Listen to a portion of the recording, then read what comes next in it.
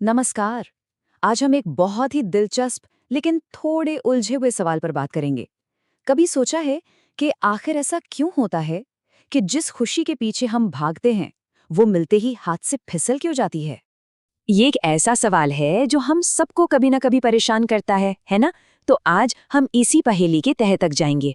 चलिए देखते हैं कि इसके पीछे का राज क्या है। ठीक है, तो इस पूरी गुत्थी को सुलझाने के लिए हमें सबसे पहले उस कॉन्सेप्ट को समझना होगा जिस पर ये सुख और दुख का पूरा खेल टिका हुआ है। देखिए, यहाँ संसार का मतलब वो नहीं है जो हम आमतौर पर जन्म मृत्यु के चक्र के बारे में सोचते हैं। नहीं, यहाँ इसका मतलब है हमारे मन का वो चक्र जिसमें हम लगातार दुख और सुख के बीच, मतलब पीड़ा और आनंद के बीच झूलते रहते हैं। ये एक मनोवैज्ञानिक अनुभव है जो हम सब हर दिन महसूस करते हैं। अब इस चक्र को ठीक से समझने के लिए हमें पहले पीड़ा यानी दुख के स्वभाव को समझना बहुत जरूरी है। ये बड़ा अनोखा है। पता है, पीड़ा की सबसे बड़ी खासियत क्या है? ये हमारे दिमाग को एकदम फोकस कर देती है।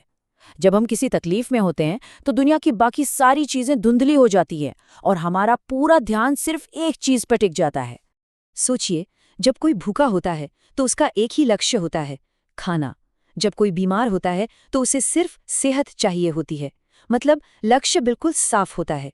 और जैसे ही वो पीड़ा खत्म होती है वो सीधा आनंद में बदल जाती है। यही इसकी ताकत है। और इसी से जुड़ी एक बड़ी कमाल की बात है कि तकलीफ जितनी ज्यादा गहरी और लंबी होती है ना, उससे छुटकारा मिलने पर खुशी भी उतनी ही बड़ी होती है। जैसे सोचिए, एक बहुत ही मुश्किल एग्जाम के बाद जो राहत मिलती है वो कमाल की होती है। चलिए अब इस सिक्के का दूसरा पहलू देखते हैं, और यहीं से कहानी में एक बहुत बड़ा ट्विस्ट आता है, एक जाल। अब सवाल ये उठता है कि खुशी, मतलब आनंद जैसी इतनी अच्छी चीज आखिर दुख और पीड़ा में कैसे बदल सकती है? ये तो सुनने में ही अजीब लगता है ना? तो फर्क ये है, पीड़ा हमारे मन को एक जगह टिका देती है, एक लक्ष्य पर। लेकिन आनंद आनंद मिलते ही हमारा मन हजारों नई इच्छाओं को जन्म दे देता है। पीड़ा की एक फिनिश लाइन होती है, पर आनंद की कोई नहीं। और बस यहीं से वो जाल बुनना शुरू होता है। सोचकर देखिए, किसी को बहुत सारा पैसा मिल जाता है, पर फिर उसे और ज्यादा कमाने का जुनून सवार हो जाता है। या किसी को एक फील्ड में बहुत इज्जत मिलती है, पर वो उससे संतुष्ट नहीं होता।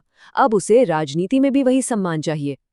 यही वो खतरनाक जाल है जहां पाया हुआ आनंद ही एक नई, कभी ना खत्म होने वाली पीड़ा की वजह बन जाता है। तो आखिर वो क्या चीज है, वो कौन सा मैकेनिज्म है जो हमारी जीती जिताई खुशी को एक नए दर्द में बदल देता है? इसके 3 मुख्य कारण हैं: लालच, अज्ञान और अपने मन को न समझना। लालच हमें हमेशा और ज्यादा के लिए दौड़ाता है। अज्ञान की वजह से हम इस चक्र को कभी देख ही नहीं पाते। और आत्मचिंतन की कमी, मतलब हम कभी रुक कर ये देखते ही नहीं कि हमारे अपने मन के अंदर क्या चल रहा है। ये तीनों मिलकर खुशी को जहर बना देते हैं। और यहाँ एक बहुत गंभीर चेतावनी है, अगर इन चीजों को संभाला नहीं गया तो उम्र के साथ ये आदतें और बिगड़ती जाती हैं, और नतीजा जीवन में दुख कम होने की बजाय बढ़ता ही चला जाता है।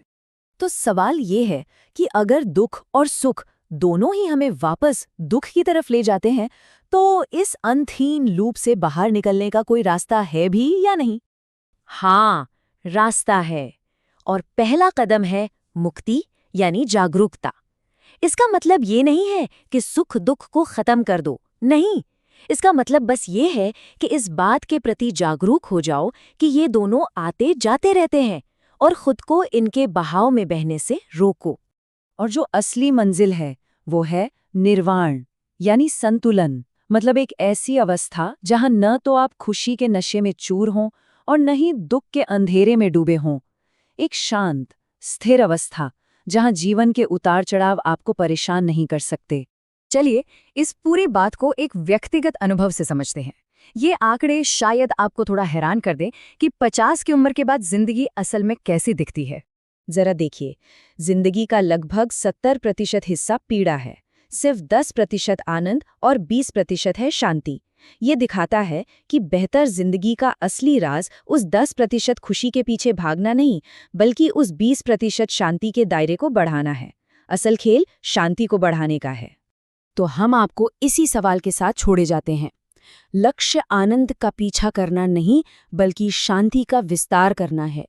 तो फिर जीवन में शांति के इन पलों को कैसे बढ़ाया जा सकता है? शायद असली खुशी को ढूंढने में नहीं, बल्कि अपने अंदर शांति बनाने में है।